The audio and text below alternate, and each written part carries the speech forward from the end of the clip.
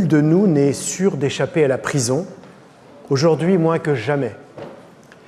Sur notre vie de tous les jours, le quadrillage policier se resserre dans la rue et sur les routes, autour des étrangers et des jeunes. Le délit d'opinion est réapparu, les mesures antidrogue multiplient l'arbitraire. Nous sommes sous le signe de la garde à vue. On nous dit que la justice est débordée, nous le voyons bien. Mais si c'était la police qui l'avait débordée? On nous dit que les prisons sont surpeuplées, mais si c'était la population qui est emprisonnée? Ainsi commence le texte écrit par Michel Foucault, texte co-signé par l'écrivain Jean-Marie Denac et l'historien Pierre Vidal-Naquet, est généralement considéré comme le manifeste du GIP, le groupe d'information sur les prisons. Il est lu le 8 février 1971 lors d'une conférence de presse à la chapelle Saint-Bernard, dans les sous-sols de la gare Montparnasse, où s'est déroulée une grève de la faim en soutien aux militants emprisonnés, engagés eux aussi dans cette même forme de lutte pour la reconnaissance de leur statut comme prisonniers politiques. Dès ces premières lignes s'annonce le contexte de répression croissante de cette période et de protestation radicale contre l'ordre établi. Ce sont en effet dans plusieurs pays européens, dont la France, les années de plomb, expression apparue une décennie plus tard dans le titre d'un film de Margarete von Trotta et empruntée à un poème de Friedrich Hölderlin, Die Bleierne Zeit. Dans le cadre d'une contestation à la fois du système capitaliste, de l'impérialisme états-unien et des compromissions des pouvoirs politiques nationaux, les mobilisations étudiantes sont durement réprimées par les forces de l'ordre, en Allemagne et en Italie notamment. Des mouvements d'extrême gauche d'inspiration, souvent maoïstes ou anarchistes, s'engagent dans des actions violentes. C'est le cas de la fraction Armée Rouge avec le groupe Baader-Meinhof en Allemagne, où la critique porte en particulier sur le passé nazi jamais entièrement soldé, et des Brigades Rouges et de Lotta Continua en Italie, où les attentats les plus meurtriers sont cependant dus à l'extrême droite néofasciste. Mais ce sont aussi en Espagne le mouvement ibérique de libération en lutte contre le régime franquiste, agonisant, et en Grèce, l'organisation révolutionnaire du 17 novembre, engagée dans la lutte contre la dictature des colonels. Quant aux États-Unis, s'y déroulent les grandes mobilisations pour les droits civiques des Noirs et contre la guerre du Vietnam. En France, la contestation issue de la révolte de mai 68 est marquée par des heurts avec les forces de l'ordre, des incendies de commissariats, des sabotages de grues, des attaques d'usines, des violences contre des cadres et des occupations d'universités. La gauche prolétarienne que dirigent Benny Lévy et Alain Gesmar en est le fer de lance. Née au début de l'année 1969, cette organisation maoïste, qui multiplie ce que Michel Foucault appellera des illégalismes, publie l'hebdomadaire La Cause du Peuple, fondé un peu plus tôt par Roland Castro, dont les numéros sont saisis chaque semaine sur ordre du ministre de l'Intérieur, tandis que ses deux directeurs successifs sont interpellés et écroués dans l'attente de leur jugement, ce qui conduit à proposer Jean-Paul Sartre, personnalité jugée trop célèbre pour être emprisonnée, d'en prendre la tête. Tout au long de cette période, le gouvernement ne cesse de durcir sa position, produit des décrets et des lois pour sanctionner les désordres, cautionne les violences policières contre les militants et les journalistes. Interdite officiellement en mai 1970, la gauche prolétarienne, dont de nombreux membres devenus illégaux font l'objet d'arrestations et de poursuites, déploie désormais son activité clandestinement. Le Secours Rouge, association de solidarité avec les victimes de la répression, naît de la rencontre d'anciens résistants, de chrétiens de gauche et de figures de mai 68, auxquels se joint Jean-Paul Sartre. Plus confidentiellement est créée au sein de la gauche prolétarienne une cellule qui se donne pour objectif la défense de ces quelques 200 militants incarcérés. Animée par Serge July, cette organisation des prisonniers politiques coordonne une grève de la faim dont des activistes au sein de la prison, tout en s'efforçant de mobiliser des intellectuels à l'extérieur.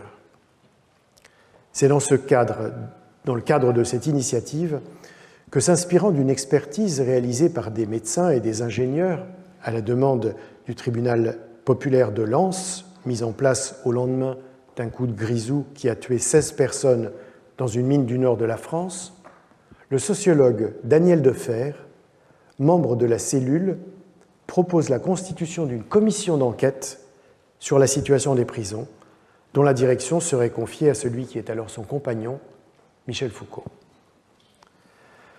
À ce moment, le philosophe, tout auréolé du succès de ses livres, de sa nomination en 1969 comme professeur de philosophie au Centre universitaire expérimental de Vincennes, nouvellement créé, et surtout de son élection en 1970 à la chaire Histoire des systèmes de pensée du Collège de France, est devenu un intellectuel public et même un activiste en vue. Étant passé à côté du vent de rébellion de 1968, à distance duquel il s'est tenu, il se jette dans l'arène politique en défendant en France, à la Mutualité, les étudiants menacés d'expulsion de leur université, et aux États-Unis, le mouvement des étudiants pour une société démocratique opposé à la guerre du Vietnam.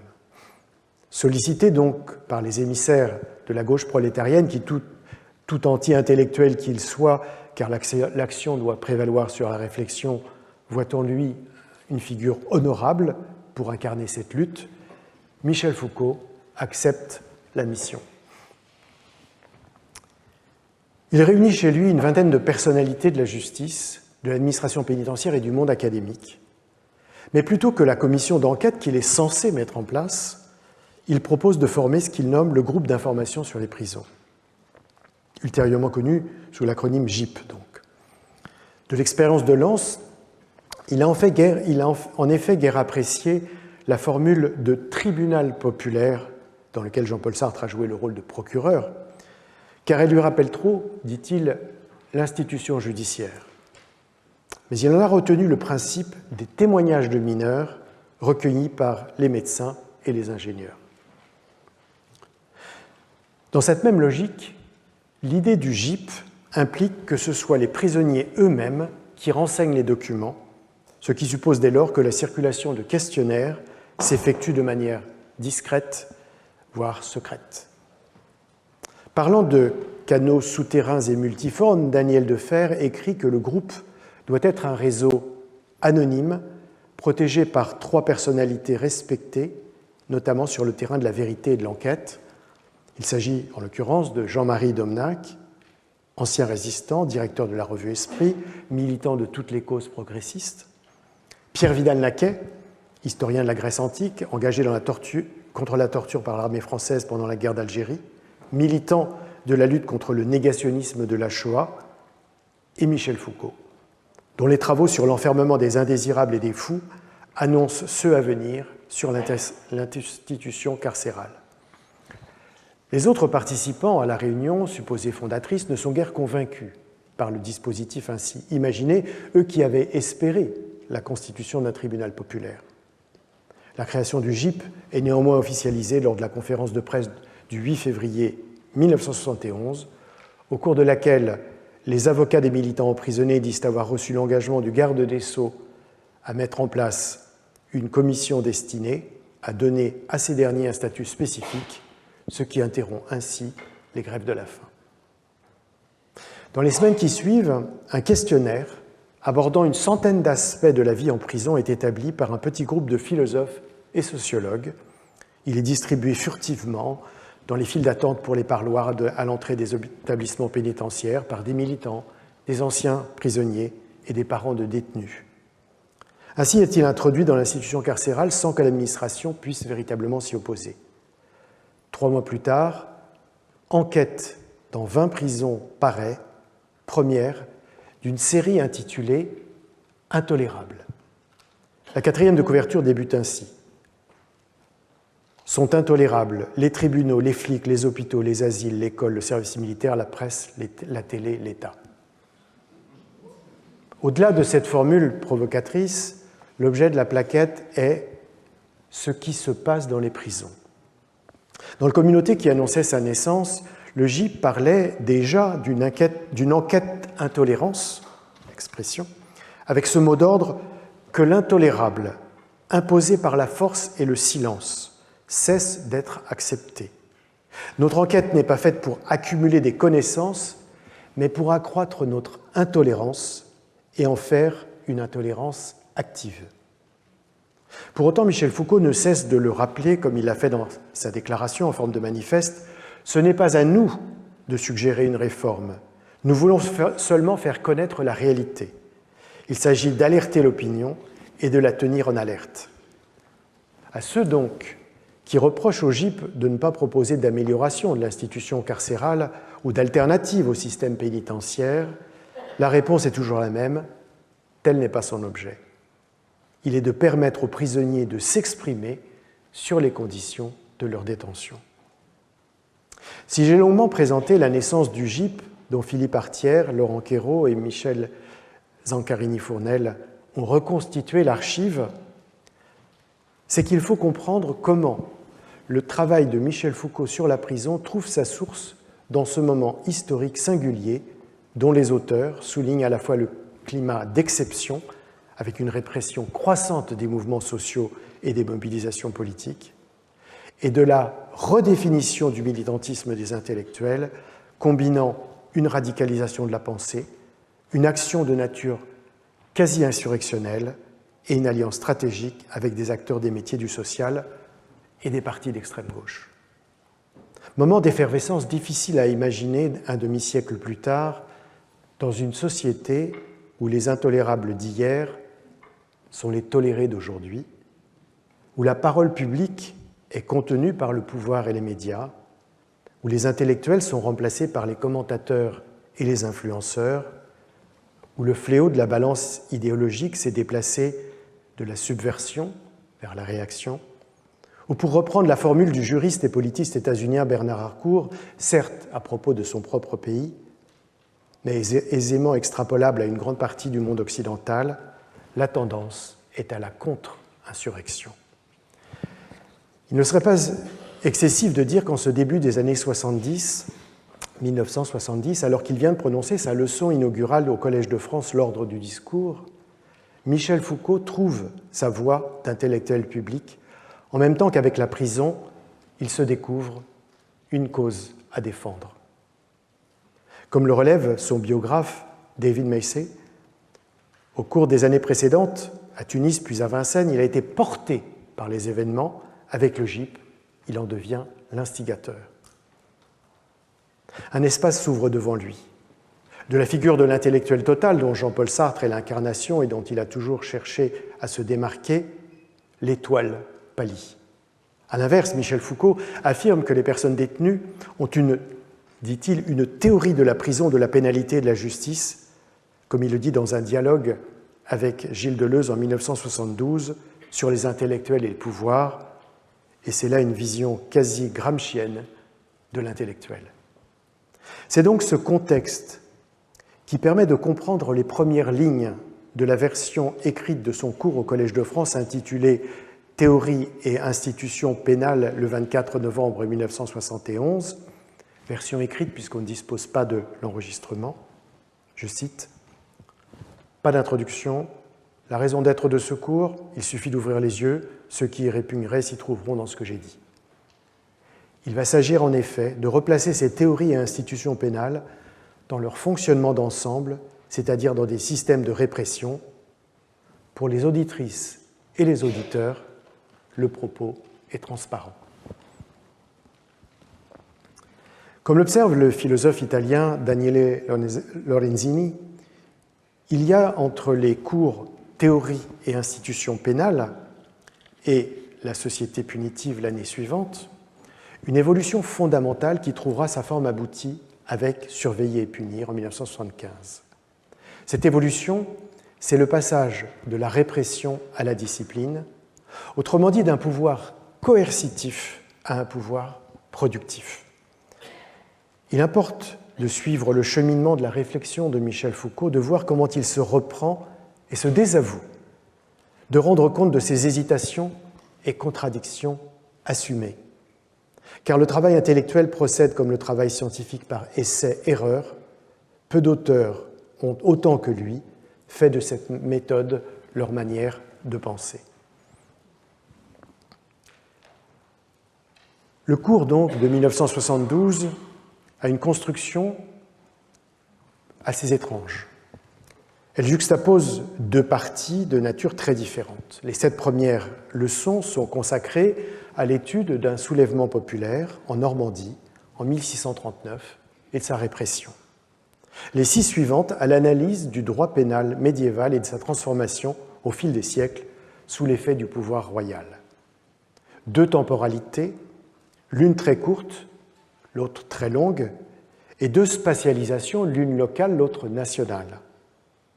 Faut-il parler, comme font François Ewald et Bernard Harcourt dans leurs commentaires, d'une double généalogie?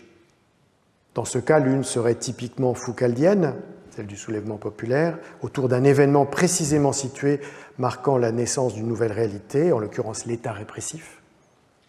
L'autre plutôt nietzschéenne, celle sur la formation de l'État pénal,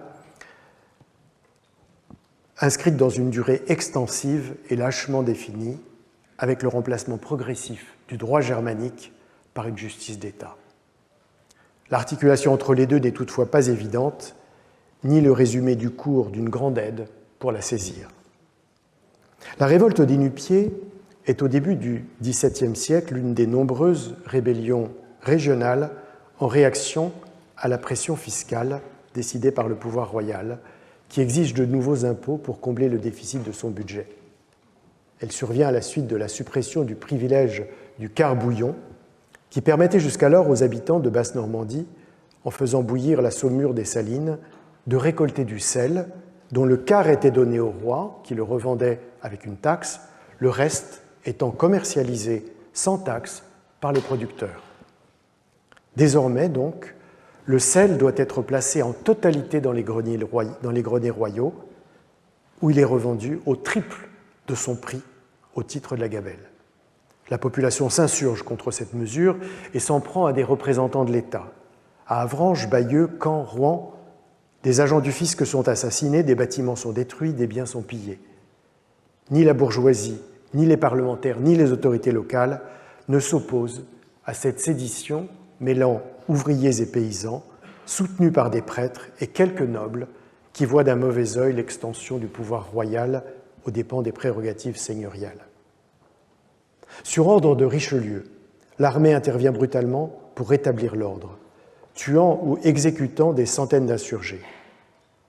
Envoyé un peu plus tard, le chancelier de France, Pierre Séguier, orchestre la répression à travers d'une part le déploiement de l'appareil judiciaire pour punir les fauteurs de troubles, et d'autre part la rétorsion contre les autorités tant municipales que parlementaires qui, malgré leur amende honorable, se voient révoquées. Dès le début du cours, Michel Foucault avait déclaré vouloir éviter de poser les problèmes en termes de morale, en termes sociologiques, en termes psychologiques, et c'est ce qu'il a fait. Il les aborde d'un point de vue politique, et plus précisément sous l'angle du pouvoir. En ce qui concerne l'insurrection, elle s'attaque, dit-il, presque exclusivement au pouvoir royal, qui vient d'imposer de nouvelles contraintes fiscales. Elle met de plus en plus en jeu des rapports de force entre les masses paysannes et ouvrières d'un côté, les classes privilégiées dont quelques membres encouragent pourtant les rebelles, mais dont la plupart laissent faire de l'autre. Quant à la répression, elle manifeste précisément le rétablissement du pouvoir absolutiste, d'abord avec l'opération militaire, qui implique que ceux qui ont tué et dévasté ne sont pas des criminels ou des délinquants, mais bien des ennemis, interprétant leurs protestations dans le langage de la guerre. Ensuite, avec le représentant de l'autorité royale, qui démet les autorités locales de leurs fonctions, mais conçoit la réponse du pouvoir sous la forme d'une cérémonie politique habilement scénographiée. Pour Michel Foucault, donc, la révolte des Nu-Pieds de 1639 est un moment important de l'histoire de l'État, car le pouvoir a réalisé à cette occasion que pour protéger son appareil fiscal des risques de sédition, il lui fallait un appareil répressif. Mais les instruments mis à sa disposition ne sont plus suffisants. La répression doit s'appuyer sur 3 nouvelles institutions, des intendants de justice, représentant l'autorité centrale, une police comme force armée mêlée à la population, un dispositif d'enfermement ou de déportation permettant la soustraction des catégories dangereuses. C'est dire que cet appareil répressif n'est pas mis en œuvre pour lutter contre les crimes et les délits, mais pour combattre les luttes du peuple contre le pouvoir. Par son rôle de défenseur de l'ordre public et par sa substitution au dispositif féodal, l'appareil répressif d'État permet dès lors à la bourgeoisie d'investir sa richesse dans l'économie et devient ainsi un instrument de l'essor du capitalisme. Telle est la thèse défendue. Parvenu à ce point, Michel Foucault s'efforce de montrer comment le nouveau dispositif, et l'on change donc de registre, le nouveau dispositif se différencie de l'appareil judiciaire féodal. S'inspirant des travaux d'historiens, il rappelle que dans le Haut Moyen-Âge, tandis que le droit romain s'imposait dans les affaires publiques et privées, c'était le droit germanique qui prévalait en matière pénale. Dans ce cadre, pour éviter diverses formes de vengeance, les litiges étaient le plus souvent réglés par une compensation codifiée du dommage subi, notamment par le versement ce qu'on appelait un Wehrgeld, en réparation, sans que le passage devant un tribunal et la décision d'un juge ne fussent nécessaires. Cette composition évitait la poursuite des conflits en permettant la clôture du cas, et ce règlement n'était pas considéré comme une punition.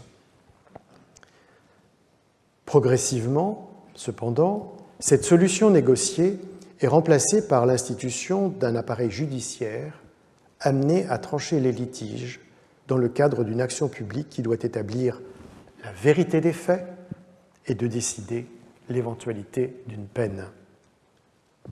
L'infraction devient une faute. Elle doit être rachetée par un châtiment.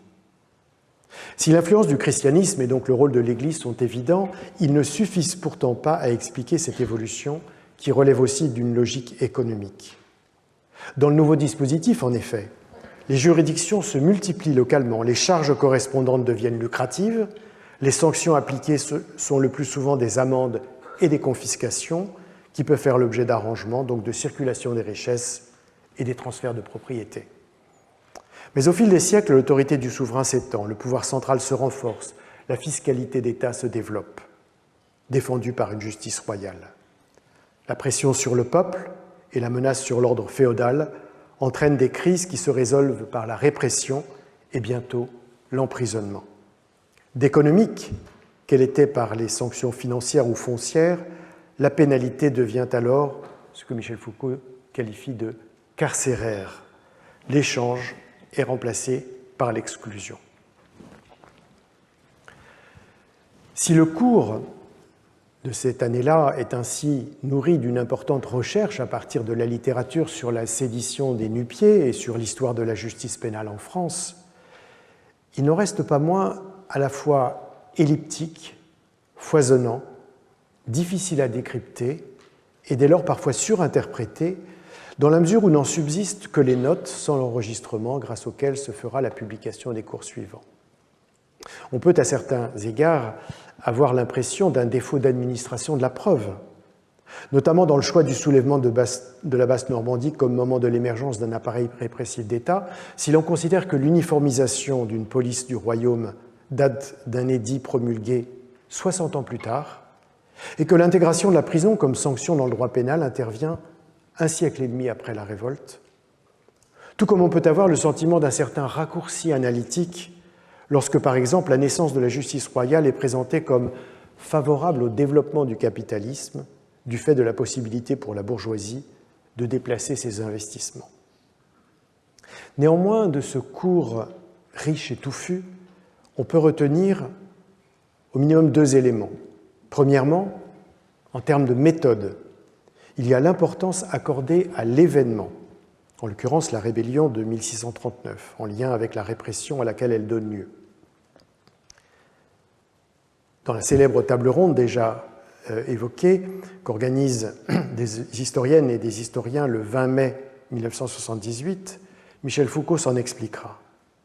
J'essaye de travailler dans le sens d'une événementialisation, par ce néologisme qui l'inscrit en faux contre le structuralisme. il entend que là où l'on serait tenté de se référer à une constante historique ou à un trait anthropologique immédiat, ou encore à une évidence s'imposant de la même façon à tous, il s'agit de faire sortir une singularité. Mais l'événement ne prend sens que par les processus multiples qui les constituent et par les relations d'intelligibilité externes avec d'autres phénomènes sociaux.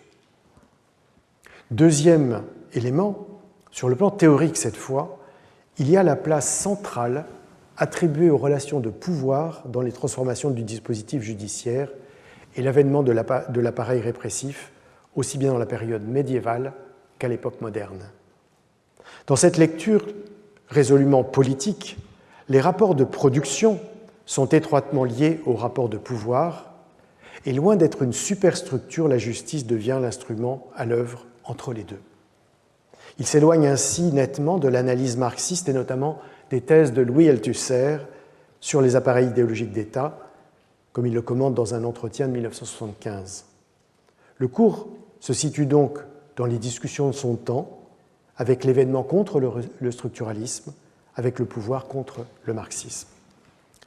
On a très justement insisté sur l'inscription des 7 premières leçons dans le débat autour de l'interprétation des soulèvements populaires, et il faut à cet égard citer que l'année même du cours, 1971, est aussi celle de la publication de l'article d'Edward Palmer Thompson, The Moral Economy of the English Crowd in the 18th Century, l'économie morale de la foule anglaise au XVIIIe siècle, texte bien plus influent que ne l'aura été le cours sur les théories et institutions pénales de Michel Foucault.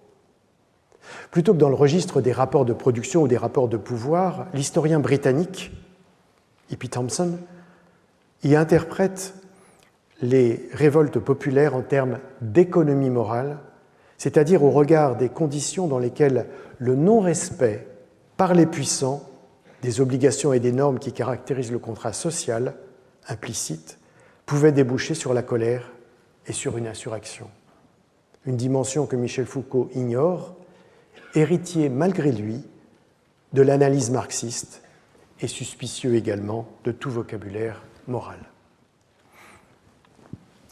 Avec le cours La société punitive l'année suivante, 1973, le sens de la pénalité se transforme radicalement, voire dans certains cas s'inverse.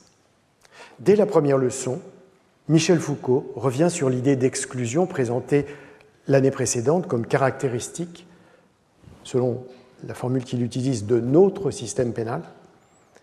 La question posée dans la société médiévale « qui doit être racheté ?» étant alors, selon lui, remplacée par la question posée dans la société moderne « qui faut-il exclure ?» Donc l'enfermement signifiait alors, dans cette version antérieure de l'année précédente, la manifestation concrète de l'exclusion. Or, cette dernière notion lui paraît désormais trop large et surtout composite et artificielle, ce sont ces mots, ne permettant pas d'analyser les luttes, les rapports, les opérations spécifiées du pouvoir. Et il conclut « Ainsi, l'objet latéral et permanent de ce cours sera une critique de cette notion d'exclusion. » Elle était pourtant centrale dans la leçon inaugurale de l'ordre du discours 2 ans plus tôt. Dans les dernières séances, Michel Foucault récuse de même l'idée de répression, qui était pourtant au cœur de la démonstration concernant la réponse du pouvoir royal face aux révoltes populaires et la définition moderne de l'appareil d'État. Or, prenant l'exemple de la sexualité au collège au XIXe siècle, il affirme que l'empêchement de l'hétérosexualité et l'interdiction de l'homosexualité visent à établir une norme interne à l'institution scolaire, donc le respect du pouvoir qui doit s'y manifester, et une norme externe pour la future vie en société, soit la projection d'une morale qui prohibe pour la vie future en société, qui prohibe les relations entre personnes de même sexe. Il s'agit d'une normalisation. Dès lors, affirme-t-il, ce terme même de répression me paraît plus gênant qu'exact. 2 notions qui semblaient essentielles disparaissent ainsi de l'analyse de la pénalité. Exclusion et répression. À leur place, on trouve celle de guerre civile, qui doit être mise, dit-il, au cœur de toutes ces analyses de la pénalité. Il ne s'agit toutefois pas de la guerre de tous contre tous de Thomas Hobbes, qui d'une part y voyait au moins virtuellement un état de nature d'avant le contrat social, et d'autre part en faisait l'expression d'un trait individuel fondé sur la rivalité. La guerre civile est au contraire, pour Michel Foucault, une manifestation qui suppose un pouvoir politique constitué et qui repose sur des éléments collectifs de différentes natures. Je le cite, « La guerre civile est l'état permanent à partir duquel peut et doit se comprendre un certain nombre de ces tactiques de lutte dont la pénalité est précisément un exemple privilégié. Elle est la matrice de toutes les luttes de pouvoir. » Cette guerre civile n'est donc pas une guerre brutale où l'on tue et même on massacre, comme l'avait connu Thomas Hobbes en son temps, mais une guerre en quelque sorte pacifiée, qui oppose des catégories sociales et même dans la société moderne, des classes sociales. C'est ce que montre le traitement de ce qu'il appelle des illégalismes. Prenons l'exemple au XVIIe siècle des tisserands et des marchands du Maine. Michel Foucault rappelle qu'ils s'arrangeaient entre eux pour contourner le système de contrôle des pièces et des métiers, grâce à quoi ils échappaient à certaines des contraintes et certains des impôts, ce qui permettait aux premiers, les tisserands, d'acquérir de nouveaux outils et aux seconds, les marchands, d'accroître leurs profits sur les ventes. Ces illégalismes étaient donc favorables à l'économie locale et ne pénalisaient finalement que les droits seigneuriaux. Mais cette fraude antiféodale généralisée était tolérée, d'autant plus aisément que les nobles pouvaient eux aussi tirer des bénéfices de certains illégalismes qu'ils pratiquaient soit en contournant les obligations réglementaires en matière de prélèvement, soit en obtenant du pouvoir royal des exemptions fiscales. Au contraire, au XVIIIe siècle, donc 2 siècles plus tard, dans le port de Londres, les ouvriers qui développent diverses pratiques de déprédation dans le cadre de leur activité s'en prennent à la propriété. Leurs illégalismes ne sont donc plus acceptables, car ils ne sont pas vus comme commettant une infraction légale, ainsi que l'étaient les artisans et les commerçants normands, mais comme dérobant des biens privés. La réponse pénale comprend 2 éléments, le premier de l'ordre de la représentation, le second de l'ordre de l'action. Les voleurs sont vus comme des ennemis sociaux. Leur châtiment est désormais la prison. Mais ceux que lèse ce brigandage, et qui appartiennent principalement à la bourgeoisie, disposent de leur côté de moyens de tromper le fisc, d'une part en faisant jouer leurs privilèges pour échapper aux sanctions, d'autre part en se servant de leur pouvoir pour modifier la loi en leur faveur. Et ce sont des pratiques qui continuent aujourd'hui, comme l'a montré Alexis Speer dans une étude sur l'impôt aujourd'hui et la fraude. 2 conclusions donc concernant les illégalismes. D'une part, leur signification et leur acceptation varient dans le temps en fonction du système économique dominant, et ils peuvent même être considérés avec bienveillance. D'autre part, les peines qui les sanctionnent ou l'indulgence qu'on leur manifeste dépendent des rapports de pouvoir existants dans la société. Ce serait donc une erreur que de croire que la pénalité sert à lutter contre les illégalismes. Elle les différencie, traitant avec sévérité les illégalismes populaires et mansuétude les illégalismes bourgeois. Il y a ainsi, vers la fin du XVIIIe siècle, une remarquable concomitance entre 2 faits qui vont déterminer l'évolution de la pénalité jusqu'à l'époque contemporaine.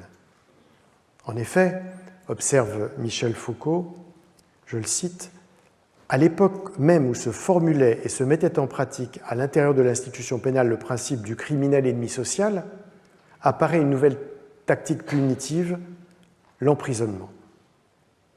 Mais concomitance n'est pas causalité, précise-t-il. Car les 2 faits obéissent à des logiques différentes et la représentation de l'ennemi social n'impliquait pas nécessairement la réponse par l'emprisonnement. Autrement dit, le système pénitentiaire ne découlait pas mécaniquement du dispositif pénal. Le lien entre les 2 phénomènes s'explique, selon lui, par un déplacement de la fonction que remplit la mesure judiciaire par rapport au crime. Il ne s'agit plus de réparer une faute, d'expier un péché, ou plus séculièrement de punir un criminel pour le crime qu'il a commis, mais de défendre et protéger la société, affirme-t-il, en se référant aux grands juristes de l'époque, dont les théories justificatives du châtiment font prévaloir l'utilitarisme de Jeremy Bentham, qui pense, lui, en termes de bien public et donc de réduction de la criminalité, donc prévaloir cet utilitarisme sur le rétributivisme d'Emmanuel Kant, pour qui la justice suppose de payer pour son crime selon la loi du talion, quelles qu'en soient les conséquences. Cesare Beccaria écrit ainsi : « Le but des châtiments n'est autre que d'empêcher un coupable de nuire encore à la société et de détourner ses concitoyens de tenter des crimes semblables. Parmi les peines et la manière de les infliger, ils font donc choisir celle qui, proportion gardée, doit faire l'impression la plus efficace et la plus durable sur l'esprit des hommes et la moins cruelle sur le criminel. » Encore convient-il d'ajouter qu'il y a loin de cet idéal des Lumières à la pratique des révolutionnaires et de leur postérité, et que la peine comme vengeance sociale n'a jamais été absente de la grande réforme pénale ayant conduit à la naissance et au développement du système pénitentiaire. La prison, en tant qu'instrument destiné au châtiment, est donc une innovation tardive. Jusqu'à la Révolution, elle n'est pas véritablement une peine. On enferme dans l'attente d'un jugement afin de contraindre le remboursement d'une dette, ou encore en cas de gêne présumée à l'ordre public ou à l'ordre privé, mais non pas pour punir. L'introduction de cette peine a cependant pour Michel Foucault une signification plus large que l'incarcération en tant que telle. Il parle de forme prison dont il fait le double de la forme salaire, comme étant les deux modalités de gestion du temps des classes populaires par l'économie capitaliste. Le temps étant le seul bien possédé, explique-t-il, on l'achète pour le travail ou on le prend pour une infraction. Le pouvoir exercé sur le temps des catégories modestes, que leurs membres soient des ouvriers qu'on exploite ou des détenus qu'on enferme, revient donc à un pouvoir sur leur vie. Et avec la prison, une expression inédite de la pénalité prend naissance. Il écrit « On ne punit plus par le corps, par les biens, mais par le temps à vivre. » Remarquable analyse, qui, si elle minimise la persistance des peines physiques et des sanctions économiques, rend néanmoins intelligible l'emprisonnement comme exercice d'une forme singulière de ce qu'on peut appeler un extractivisme portant sur la vie des êtres humains. À la fin du cours, Michel Foucault revient sur ce qu'il appelle son point de départ. Pourquoi cette institution étrange qu'est la prison ? Comment expliquer en effet que toutes les formes des anciennes punitions, tout ce qu'il appelle ce merveilleux et chatoyant folklore des punitions classiques, le pilori, l'écartèlement, la pendaison, le bûcher, etc., disparaissent au profit de cette fonction monotone de l'enfermement. En fait, pour lui, la prison est bien plus que ce qu'elle paraît être. Elle est une forme sociale par laquelle se manifeste le pouvoir. Elle en est même une expression paradigmatique dont on peut trouver des avatars dans toute la société. Elle donne donc à lire quelque chose de plus large qu'elle-même, à savoir le contrôle et la surveillance, le pouvoir tel qu'il se manifeste aussi à l'usine et à l'école, dans les rapports de production et les relations d'éducation. Au début du cours, Michel Foucault s'était débarrassé des notions d'exclusion et de répression, et avec elles, d'une compréhension du pouvoir comme essentiellement coercitif. Lors des dernières leçons, il leur substitue un nouveau concept qui est promis un bel avenir dans le champ intellectuel. Je le cite, « À quoi voulais-je aboutir ? Je voulais faire l'analyse d'un certain système de pouvoir, le pouvoir disciplinaire. » Ce pouvoir est selon lui caractéristique des sociétés occidentales à partir du XVIIIe siècle, qui sont dotées, dit-il, d'appareils dont la forme est la séquestration, dont la finalité est la constitution d'une force de travail et dont l'instrument est l'acquisition des habitudes. Force de travail, habitude. On ne peut manquer de voir dans cette formulation du pouvoir disciplinaire à la fois l'influence de Marx et la parenté avec Pierre Bourdieu. Les choses sont cependant plus complexes. D'un côté, bien que l'empreinte marxiste soit évidente en maints endroits du texte, Michel Foucault s'en démarque en considérant que le pouvoir n'est pas seulement ce qui permet la reproduction des rapports de production, mais qu'il en est constitutif. Il l'est par la manière dont il transforme le temps de vie en force de travail, laquelle s'inscrit alors dans l'activité productive capitaliste. Et de l'autre, si la proximité bourdieusienne, avec le concept d'habitus, repris dans le fond maussien, apparaît d'autant plus qu'il a été introduit un an plus tôt par le sociologue, Michel Foucault ne pense pas en termes de dispositions durables structurées au fil du temps et structurantes des rapports sociaux, comme le fait Bourdieu. L'habitude, notion qu'il abandonnera d'ailleurs assez rapidement, relève d'une analyse déterministe plus explicite, puisqu'elle n'est que le résultat du processus de production de normes par les apprentissages et les punitions qui attachent les individus à l'appareil de production. Mais en le qualifiant de disciplinaire, Michel Foucault a donné au pouvoir une dimension productive qui est en rupture avec la plupart des théories qui le voient comme essentiellement coercitif. Ainsi que l'écrit Bernard Harcourt, qui assure l'édition de ce cours, il n'est pas simplement un travail préparatoire au livre de 1975, c'est-à-dire Surveiller et punir, mais peut se lire comme un texte complet. Autrement dit, la société punitive n'est pas, comme dans le travail d'un peintre, une esquisse de ce que sera surveiller et punir. Dans une certaine mesure, on pourrait même affirmer que de même qu'il se démarque théoriquement du cours de l'année précédente, il s'émancipe par anticipation du livre à venir en introduisant des notions audacieuses comme celle de guerre civile pour évoquer la pénalisation des classes populaires et des thèses novatrices comme celle d'extraction d'un temps à vivre pour parler de la peine d'emprisonnement, notions et thèses qui ne seront pas retenues dans l'ouvrage ultérieur, qu'on pourrait dire en quelque sorte plus polissé, si l'on ose, comme l'est au fond le passage de la licence de l'oral, les cours, à l'exigence de l'écrit, le livre. Surveiller et punir maintenant, bien plus que les cours qui n'avaient pour public que celui présent, certes nombreux dans l'enceinte du Collège de France, puisqu'à son époque, il n'existait pas de diffusion différée de leur version enregistrée et que les publications de ceux sur la pénalité ne sont intervenues que 3 décennies après sa mort, c'est le livre Surveiller et punir qui vaudra à Michel Foucault une reconnaissance d'abord nationale, puis internationale de ses recherches sur la prison. C'est son livre le plus, dans sa version anglaise, le plus cité, je l'avais dit. Il exercera une influence durable sur le champ des études sur le monde carcéral, dans lequel il est devenu une référence obligée et suscitera, comme il est normal, débats et critiques de la part des historiens. La célèbre ouverture est un morceau de bravoure littéraire qui fait alterner la description de l'interminable supplice de Damien, ce régicide sans victime, exécuté publiquement en 1757, et l'énoncé du règlement pointilleux d'une maison de jeunes détenus 3/4 de siècle plus tard.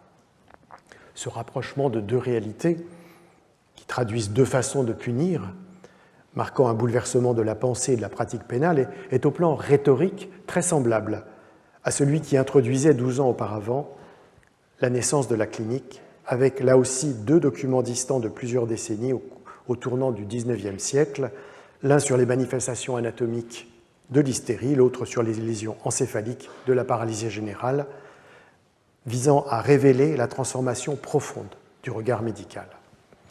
Dans les 2 cas, donc, il s'agit de choisir 2 traces du passé significatives d'une rupture, politique dans le cas de la justice, épistémique dans le cas de la clinique.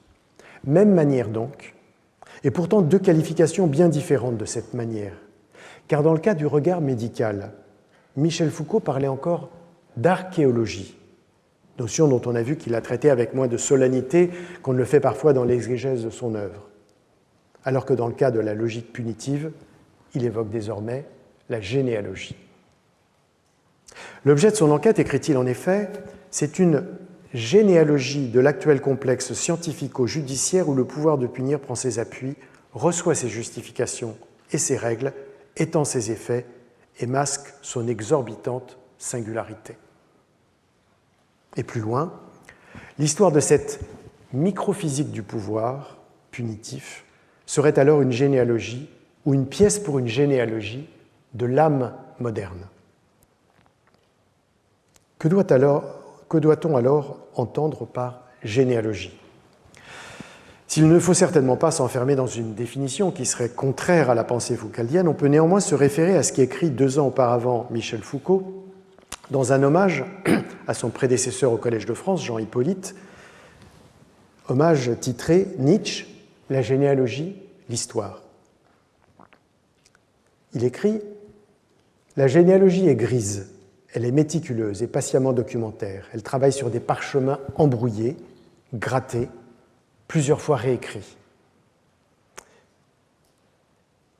Il faut donc une indispensable retenue, repérer la singularité des événements, hors de toute finalité monotone. Les guetter là où on les attend le moins, et dans ce qui se passe pour n'avoir point d'histoire. Saisir leur retour pour retrouver les différentes scènes où ils ont joué des rôles différents. Définir même le point de leur lacune, dans un apparent paradoxe, de leur lacune, le moment où ils n'ont pas eu lieu. Et de préciser encore, dans un apparent paradoxe au regard de l'étymologie du mot, la généalogie s'oppose à la recherche de l'origine. La présentation de l'approche nietzschéenne lui sert en fait à expliquer sa propre démarche plutôt que la continuité, la rupture, plutôt que la structure, l'événement, plutôt que la généralisation, la singularité. Il s'agit donc de mettre en évidence les faits pertinents, minimes parfois, mais assurément signifiants, qui révèlent et attestent des changements majeurs dans la façon dont la société pense et agit. En l'occurrence donc, entre l'ordonnancement cruel du supplice du criminel et l'emploi du temps minutieux du détenu, s'est creusé un fossé dans la conception et la réalisation de l'acte punitif. Selon Michel Foucault, a disparu le corps comme cible majeure de la répression pénale, tandis que la justice ne prend plus en charge publiquement la part de violence qui est liée à son exercice. En somme, on ne torture plus et on n'exhibe plus.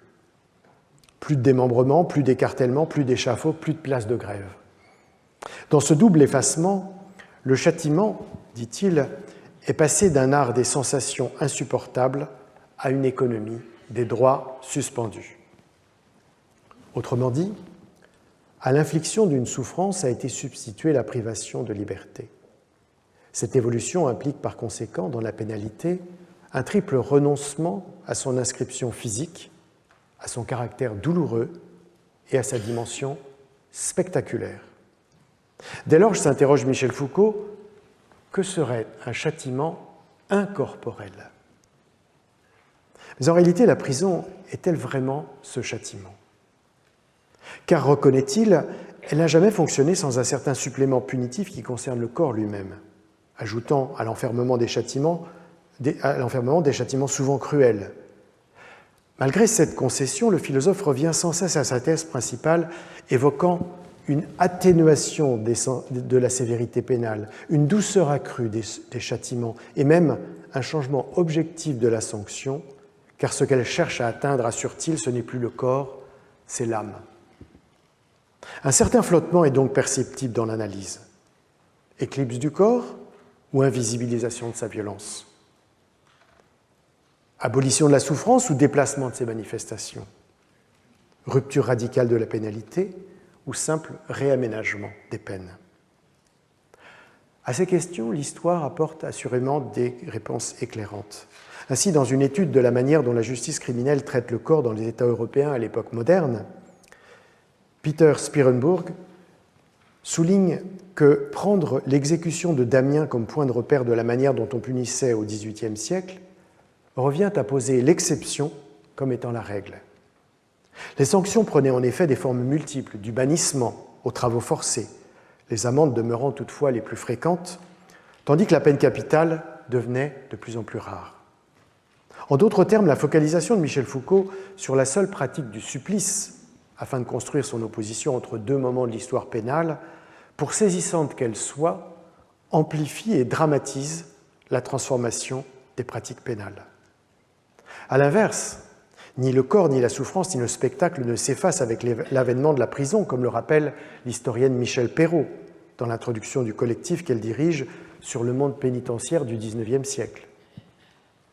Je la cite. « Les peines corporelles y sont toujours présentes, tant au niveau du code qu'à celui de la discipline carcérale, qui élabore et codifie sa propre pénalité. Le carcan persiste jusqu'en 1832, l'exposition jusqu'en 1848. Dans les prisons, la gêne, le python, le pilori, les fers agressent le corps du détenu plus insidieusement, non moins radicalement, ruiné par les carences alimentaires et la misère des lieux. » Et elle conclut « Où est donc la douceur des peines ?» Parallèlement, il faut rappeler que les bagnes ont remplacé les galères et se déplacent outre-mer. Quant aux exécutions, si elles continuent de diminuer en fréquence, elles restent publiques jusqu'en 1939. En somme, bien qu'on puisse convenir avec Michel Foucault qu'à la fin du XVIIIe siècle, le supplice est devenu intolérable pour les juristes et les philosophes, dans les débats des parlementaires et les cahiers de doléances, le passage des textes aux pratiques révèle des transformations bien plus progressives et plus complexes. D'une part, l'ancien monde des châtiments corporels persiste pour beaucoup, et du reste, en partie, jusqu'à la période contemporaine. D'autre part, dans le nouveau monde des prisons, bien des modalités de punir affectant les corps sont imaginées, à ceci près qu'il est possible de les invisibiliser désormais derrière les murs de la détention. L'enquête que j'ai conduite pendant 4 ans dans une maison d'arrêt française montre combien la prison éprouve aujourd'hui encore l'intégrité physique des détenus. Elle le fait par le confinement, 22 ou 23 heures sur 24 dans des espaces d'autant plus réduits que les 9 mètres carrés de cellules prévues pour une personne sont partagés par 2 ou 3, voire 4, obligeant à une cohabitation parfois difficile. Par la vétusté, la dégradation et la saleté des lieux souvent, la présence de cafards et de rats parfois. Par la perte de lumière naturelle due au doublement des barreaux par des caillebotis en plastique supposés éviter la circulation d'objets d'une fenêtre à l'autre. Par les nuisances sonores des claquements de porte, des musiques à haut volume, des appels hurlés et des cris indistincts. Par la privation d'une vie affective et sexuelle normale favorisant les relations contraintes. Par les violences perpétrées par des prisonniers ou des surveillants. Par l'absence ou le retard des soins en cas de douleur, de maladie ou de blessure. Par les humiliations des fouilles intégrales décidées de manière discrétionnaire. Par les mesures d'isolement à titre punitif et les placements au quartier disciplinaire, dont la durée et la répétition génèrent crises d'angoisse et manifestations de psychose, les suicides étant 10 fois plus fréquents dans ces cellules que dans le reste de la détention. Il ne s'agit pas d'affirmer que ces conditions condamnées par des juridictions nationales et internationales équivalent aux tourments d'autrefois, mais plutôt de comprendre que plutôt qu'un effacement de la corporéité du châtiment, il y a eu un déplacement. Et si par conséquent le changement introduit par la prison à l'âge des Lumières était ailleurs que dans cette insaisissable réduction de la dureté des peines? C'est la question à laquelle répond Michel Foucault lorsqu'il écrit que la réforme vise à faire de la punition et de la répression des illégalismes une fonction régulière, coextensive à la société. Non pas moins punir, mais punir mieux, punir avec une sévérité atténuée peut-être, mais pour punir avec plus d'universalité et de nécessité. La prison a en effet ceci de remarquable, qu'elle permet de doser l'intensité de la sanction par la durée de la sentence et que par conséquent, elle favorise une extension indéfinie du champ d'application de la pénalité. C'est ce qu'avait bien compris Cesare Beccaria. Je le cite, « À mesure que les peines seront plus douces et que les prisons seront ne seront plus habités par la misère et le désespoir, les lois pourront se contenter d'indices toujours plus faibles pour ordonner l'emprisonnement. L'invention de la peine de prison, supposée moins éprouvante et moins indigne que les châtiments corporels en place publique, donne ainsi la possibilité d'y condamner pour des violations moindres de la législation, et c'est bien ce que l'on constate à la lecture des codes pénaux au fil des décennies. Si la population carcérale augmente aujourd'hui, ce n'est pas parce que les violations de la loi sont plus nombreuses, c'est parce qu'on en crée de nouvelles et qu'on enferme même pour des délits mineurs.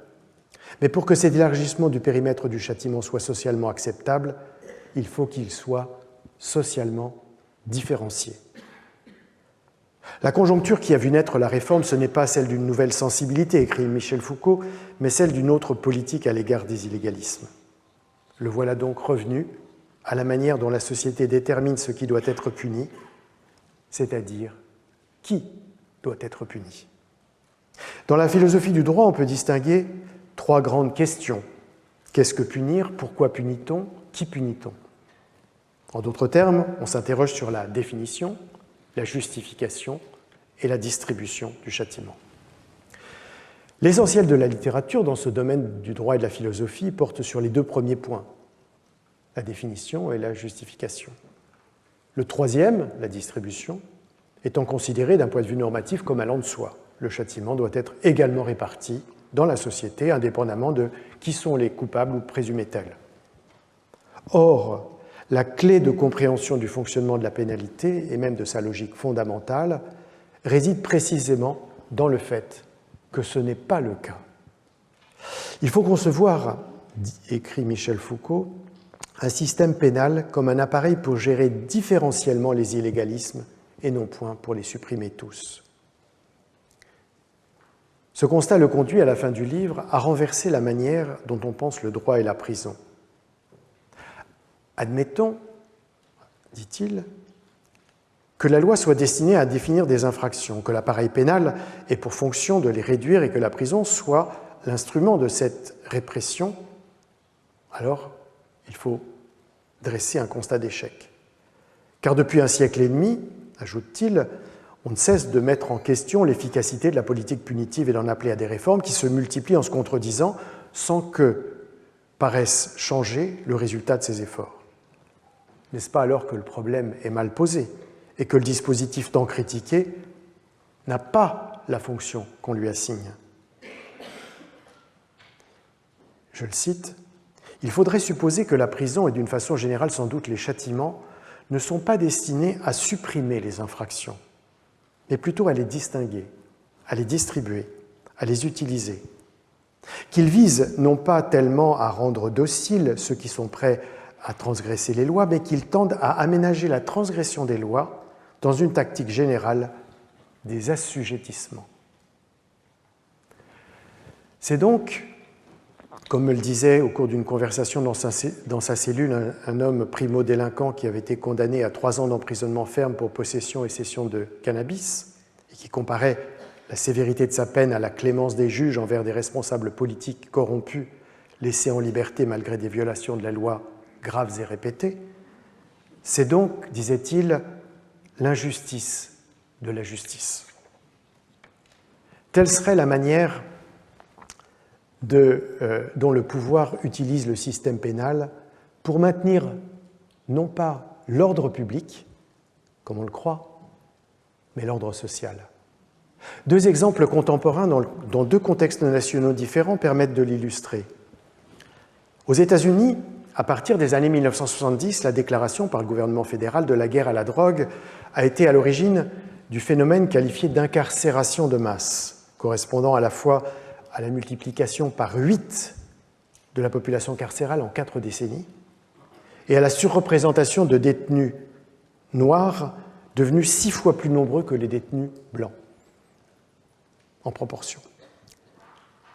La répression du trafic de cocaïne a été un élément décisif de cette évolution, notamment à la suite d'une loi votée en 1986 établissant des peines minimales obligatoires de 5 années d'emprisonnement pour la possession de 5 grammes de crack ou de 500 grammes de poudre.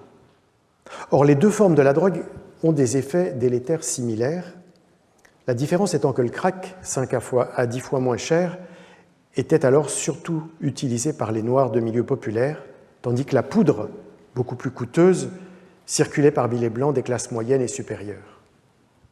Ainsi, le différentiel de sévérité de la législation, 100 fois plus élevé pour le crack que pour la poudre de cocaïne, était racialement et socialement déterminé.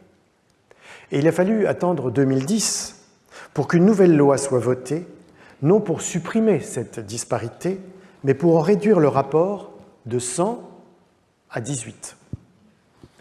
Encore faut-il ajouter que son application est aujourd'hui fortement inégale, puisque les Noirs font beaucoup plus souvent l'objet de condamnations que les Blancs lorsqu'ils sont trouvés en possession de crack.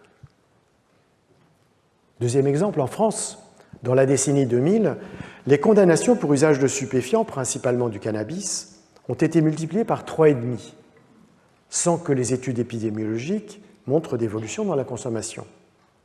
Tandis que les condamnations pour délinquance économique et financière diminuaient d'un 5e, bien que l'effet constaté par la police ait doublé. Cette double évolution correspondait à des choix politiques opposés.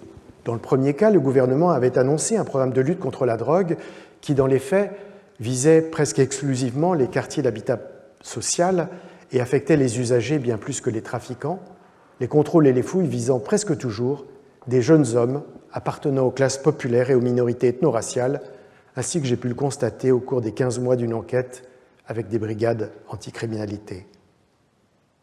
Dans le second cas, économique et social, le président de la République avait déclaré sa volonté de dépénaliser la vie des affaires, ce qui avait pour effet concret de soustraire les policiers des enquêtes sur ces délits et de dessaisir les juges du siège pour transmettre les dossiers au parquet afin qu'ils négocient des arrangements avec les contrevenants.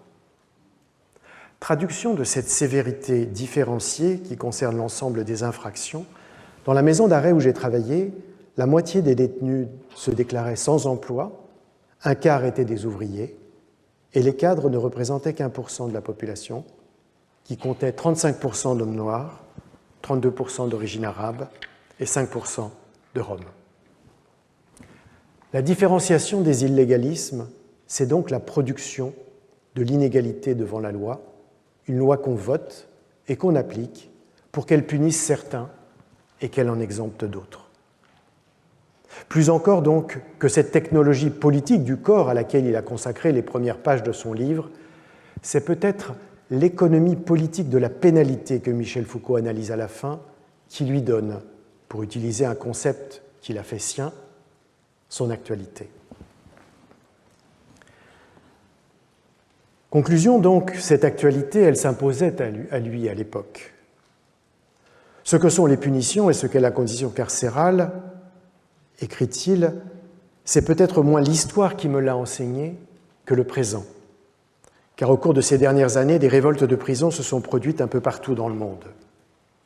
Et en effet, il y a eu les mutineries de Clairvaux en avril 1970, Fleury-Mérogis en mai 1971, Toul en décembre 1971, Nancy en janvier 1972, Fresnes en février 1972, Toulouse en mai 1972, parmi plusieurs autres. Encore ne s'agit-il là que de quelques-unes des protestations qui peuvent aussi prendre la forme d'arrêt de travail, de grève de la faim, de prise d'otages, de tentatives d'évasion, d'agression de surveillants, d'automutilation, de suicide. Et puis il y a eu des révoltes en Italie, à Turin et Milan, en avril 1969, et à Monza et Trévise, en janvier 1971.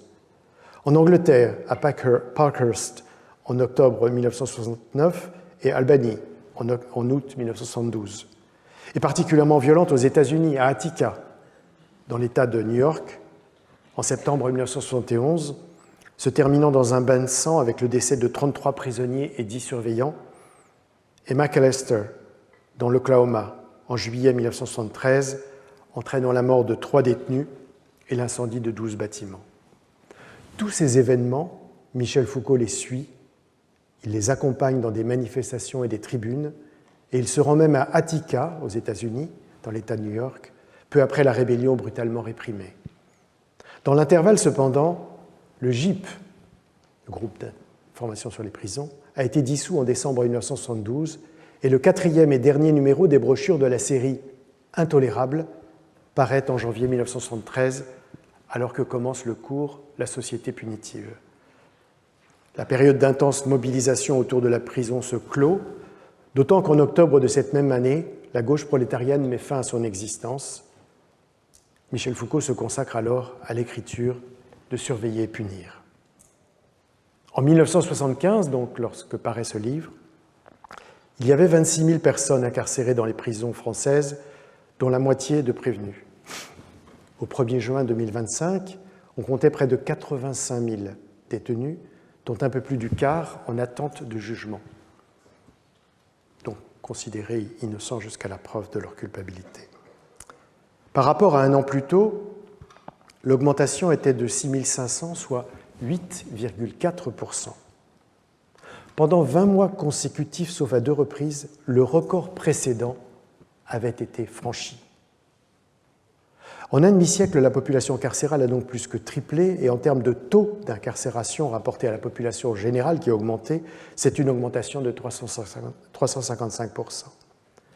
Au début de la décennie 2020, la France était d'ailleurs le seul pays de l'Union européenne dont les prisons continuaient de se remplir. Cette évolution n'est toutefois pas en rapport avec une progression de la délinquance et de la criminalité, mais en rapport avec une aggravation de la dureté des lois et de la sévérité des juges, portant principalement sur les infractions des classes populaires et des minorités ethno-raciales, autrement dit, avec une intolérance sociale toujours plus grande.